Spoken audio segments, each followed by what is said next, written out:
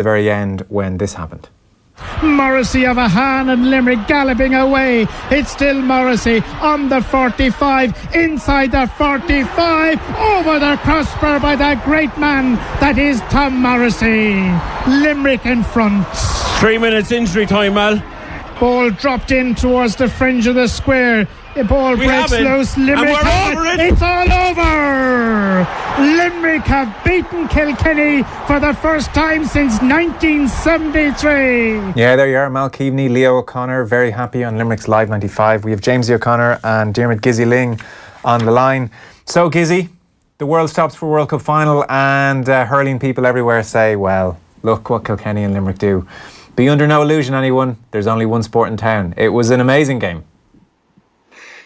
Yeah, it was, Joe. I don't know. It was always a thing, and I noticed it when I worked probably on off the ball more than anything else, that how almost ridiculous it is to compare hurling to rugby or to soccer or to Gaelic football or to whatever. You know, it was seen as something that was hurling people were kind of ardnosach, or they were maybe uncertain about themselves or something, and then they'd always put themselves forward or have to defend their own game. But I think everybody is kind of on the one track at the moment, and it's interesting that it was involving a Kilkenny team too, Joe, because to be honest, I do sincerely think that when I look at the contribution that Brian Cody has made to hurling as a kind of guardian of hurling over the last 20 years, I think that in a time where there's definitely aspects of sport that are hugely questionable in terms of,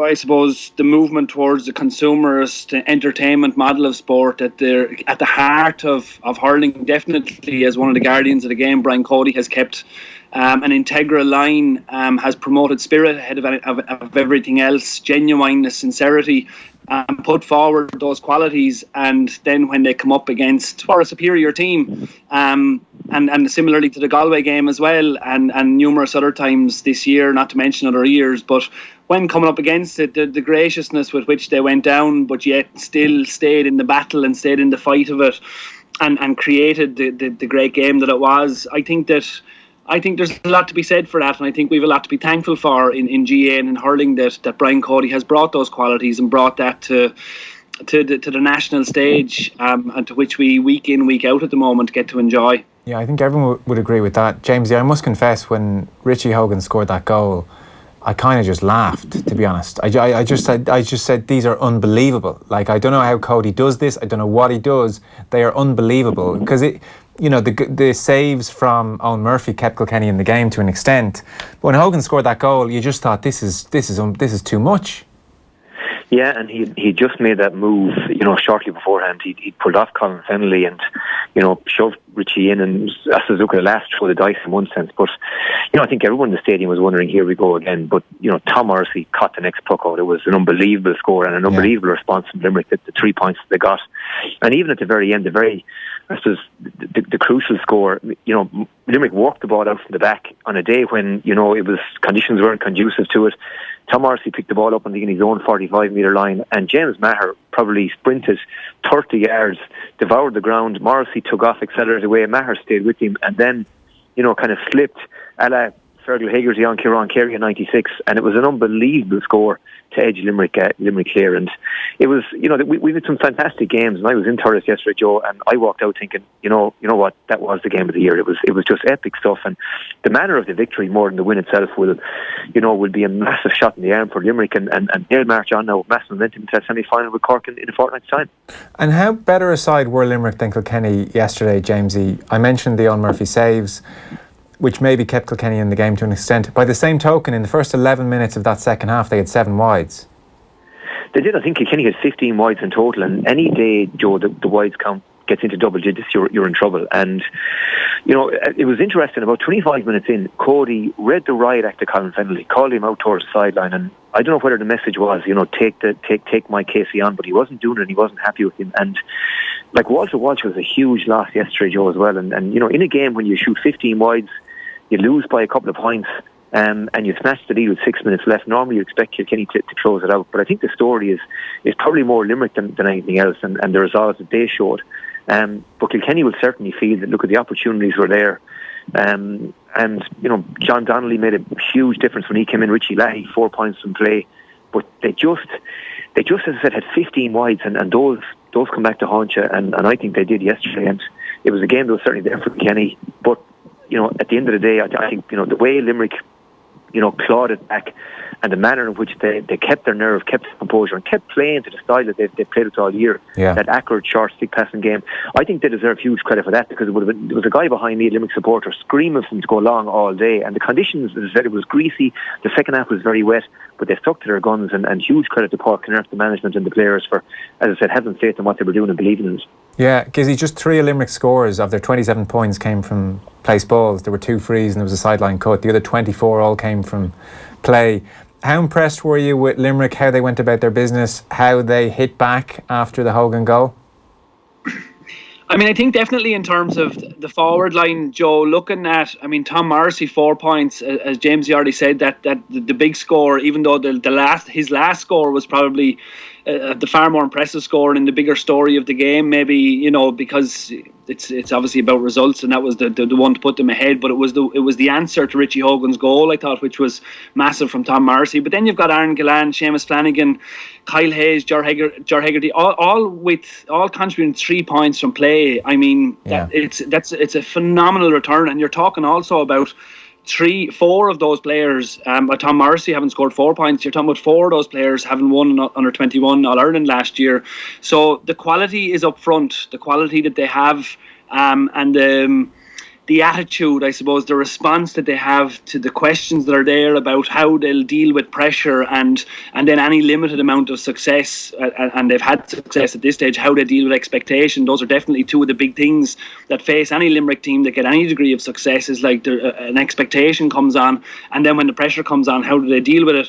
And I thought in terms of their response, young players stood up and really they didn't break down as a team in any shape or form. They gelled together more than anything else. And in the overall, in those moments, in those last few moments of games, you see in the overall energy of the players. Now, I know there's definitely a question about, I know Brian Cody totally decided it was nothing to do with it, but the element of tiredness towards the end of a game, having played 3 games on their 3rd game in 14 days, maybe there is something there. But for Limerick, definitely in that time, you sense that this is where the big question is of them. This is where the questions of their mentality are. And if you're going to make assertions that you don't adhere to what's gone on in the Limerick past, which is what some of the players have said, we're not part of that. Well, this is a new team, but those things run deep in players and in teams. Those kind of deeper things it can derail you when the pressure comes on most, and the pressure most certainly did come on, and they were true to their word. They weren't affected by it. Yeah, they certainly tried to play that weight of history down afterwards to a man. They did, but as you said, those things run deep. You're reared on them, and it runs both ways. Kilkenny teams expect to come back because they're reared on similar feats. How do they shape up against Cork then, Jamesie? I don't think Cork would fancy seeing them coming, because the earlier match was an unbelievable game as well, Joe. I mean, obviously Gillan, walked the line early, and they played much of that match with 14 men, and Declan Hannon went off injured early on as well, and Dan Morrissey went in centre back. So I think Limerick won't have any fear, of Cork. Now, that said, it was Cork's 3rd game. Cork were probably flat, and Cork with 3 points down and showed a lot of resolve to come back and lead, and Limerick got the equaliser. So I think it's going to be a match, Joe, like all the matches were in Munster this year. Toss a coin. There's very, very little between these teams. Cork obviously will want to atone for last year, and Cork have that swagger about them, and it seems to be very much player led. The John Myler and the Cork management team were out well before the Cork players emerged in the second half of that Munster final. There was a stage as well in the earlier Clare match when there was an injury. Robbie Flynn went down injured, and Nash was out, and you could see the senior Cork players again in huddles talking to each other, and they closed out the match well that day as well. So Cork have really impressed me. There's something different about them this year. The players just seem to have taken ownership of it. But Limerick have momentum now, and I think it's a 50-50 game, and they will feel that after beating Kilkenny in the manner they did, there's no reason why they can't beat anybody. Yeah. So Kilkenny Limerick was a cracker. It was it just wasn't a great occasion between Clare and Wexford. 10,000 in Porky Queeve. It never caught fire. I guess the GAA maybe need to look at going back to a double header and cramming 35,000 into Semple Stadium, but that conversation's for another day. Gizzy, I want to get a feel, where are Wexford? I mean, you're obviously you're very familiar with all the players, and like the Davy project, so to speak. You think back to Wexford Park last year, the Kilkenny game, Lee Chin was everywhere, they played to a system, you felt they were becoming more and more comfortable with it, and honestly, you thought that night as a neutral observer, God, I'm looking forward to seeing where they are in 2018 when they really grow into this. And now here we are, and it seemed like some of the fizz has gone out of things, or it hasn't quite developed. So, is this team playing to its potential? Is the Davy thing working? Give us your assessment. I think there's two forces that have kind of combined with Wexford. Davy Fitzgerald has come in, and what Davy Fitzgerald brings to all the teams that he is involved in is a phenomenal energy. I don't know how he does it even. I don't know how the great orators or leaders or whoever they are who instill this energy and belief and passion in people, and they drag something out of them, and he's definitely done that in Wexford to great effect. I think that you can have that with a degree of chaos, and it gets lost. Energy fizzles out into places that it shouldn't do. And the one thing that Davy Fitz has brought is a level of organisation that I don't think has been seen too often in Wexford before. And when that level of organisation meets that intense energy, you're going to push forward, which is what they did in 2017 to a huge extent. This team really pushed forward in 2017, and we all were the same as you said, looking forward to 2018. And I think that there was still definitely some performances. I mean, it's no secret, Davy, I think, pushes them very, very hard. There's an intensity that can only last so long, I think, for amateur players to be faced with that intensity from very early very late in the previous year or very early in the year.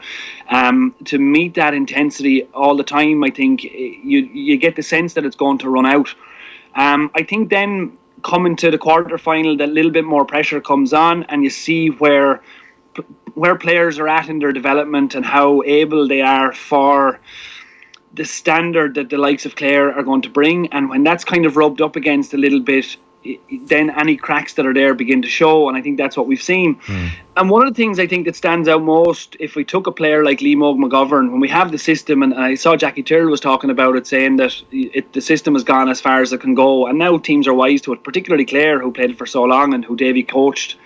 They knew it inside out. So Davy mentioned after the game about how flummoxed Clare were when they went with the three-man full forward line. I don't know, do you start with that and flummox them from the beginning as opposed to letting Clare get a few points ahead? And this system is not designed to play from behind anyway. But when you look at, if you were to look at individually, somebody like Liam McGovern, who's an off-the-cuff player, a stylish player, a beautiful player to look at, and a very, very complete and capable. Maybe in his development he's been slowed by injury, but when I look at him inside full forward on his own, and he's to deal with Patrick O'Connor and David Fitzgerald, and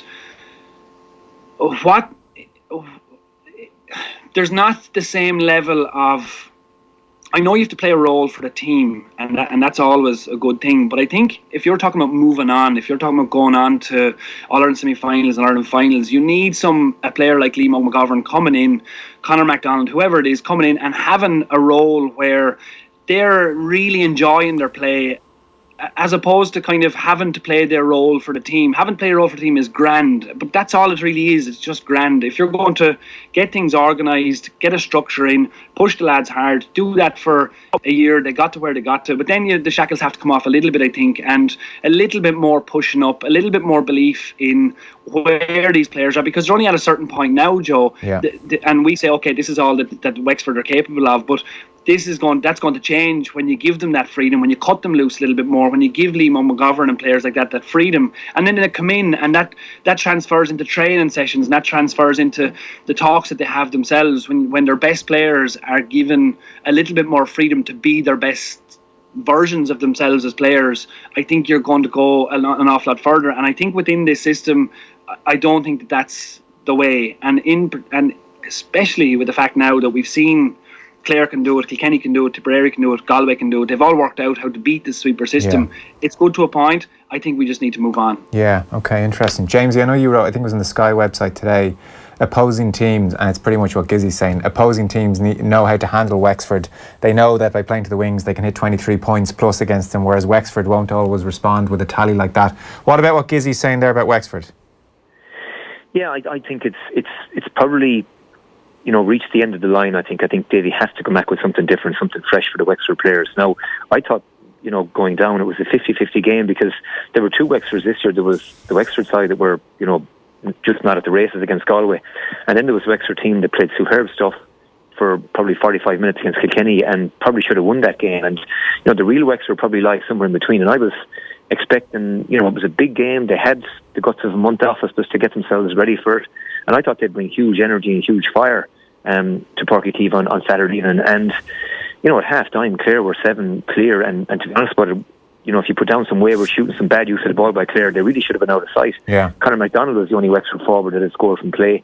And I thought that, David Dunn and McGovern both missed last year's championship through injury. And I thought that, with those two guys back, because they have pace, that, if anything, Wexford would have evolved a bit more and would be more potent this year. But, the sweeper's use of the ball was Sean Murphy's use of the ball distribution, I thought, was very, very poor in the first half as well. And as I said, teams just now have probably figured it out. And, 7 points behind at half-time, you reckon, unless they get goals, they're just not built or equipped to come from behind. And it was only when they pushed up in the last quarter, and Clare again probably got a little bit ragged, that suddenly it became a contest again. But Clare kicked on, and I thought 7 points, the final margin, was probably an accurate reflection of the gap that was between the teams. And, I don't know whether the system and what's required of players in that system. I mean, there's massive energy levels. If you're Diarmuid O'Keefe, for example, you're expected to cover huge ground. And the Wexford players, I thought some of them just looked drained. And, they kept fighting to the end. And as I said, to their credit, I mean, they got it back to 3 or 4 and points. They had, at an opportune time. But at that point, they had some terrible wides as well, actually. Yeah, it doesn't help. And I think that they had 10 wides, I think, alone in the second half, Joe. But, Clare just really, the goal, McDonald's goal, brought them back into it when Clare just appeared to be cruising. Yeah. And Clare wobbled for a little bit, but to be fair, finished strongly again. And Clare were always going to have a period again at the end of the game, I think, where they were going to, get a bit of possession, have a few chances, and they kicked on well. But I thought that 7 points was probably an accurate reflection, and it was disappointing from Wexford. And I think Davy has to revisit it and re-look at it, because I just don't see them, playing that system next year, going any further than they did this year. Okay. Clock's coming against us. It's one of those, it's about the busiest week of sport we have. So we'll talk Clare Galway in due course. But for the time being, lads, Diarmuid and Jamesie, thanks so much. Cheers, lads. Cheers. Thanks, Joe. Off the ball on News Talk. Tom Dunn. The Galway International Arts Festival returns from the 16th to the 29th of July, featuring an exciting Irish and international mix of theatre, opera and dance, comedy, circus, music, spectacle and visual art. And the Tom Dunn Show will be live from the Festival Garden Air Square on Thursday,